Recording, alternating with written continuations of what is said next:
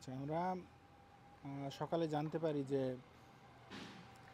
এক ব্যক্তিকে এখানে কুপিয়ে ফেলে রাখা হয়েছে। তো এটা জানতে পেরে আমরা আমাদের মোবাইল টিম প্রেরণ করি। মোবাইল টিম ভিকটিমকে উদ্ধার করে হসপিটালে নিয়ে গেলে তাকে ঢাকায় রেফার করে। তো ঢাকায় নেওয়ার পথে এই ভিকটিম মারা যায়। তো ভিকটিমের নাম হাশেম, আমার বাড়ি পশ্চিম চর দরবেশ, তিনি জনৈক সুখপুরের ছেলে।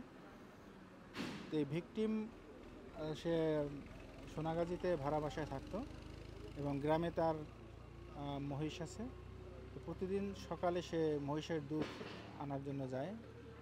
তো প্রতিদিনের মতো আজকেও সে মোটরসাইকেলে যাচ্ছিল। যাওয়ার পথে এখানে বোরকা পরিহিত জনৈক ব্যক্তি, ছদ্মবেশী ব্যক্তি তাকে থামায়। এরপরে আরও 4-5 জন অজ্ঞাতনামা ব্যক্তি অতর্কিত তাকে হামলা চালিয়ে কুপিয়ে গুরুতর জখম করে ফেলে রাখে। তার মোটরসাইকেলটা ওখানে ফেলানো ছিল। তো এর পরবর্তীতে ভিকটিমকে ঢাকায় নেওয়ার পথে চৌদ্দগ্রামে সে মারা যায়।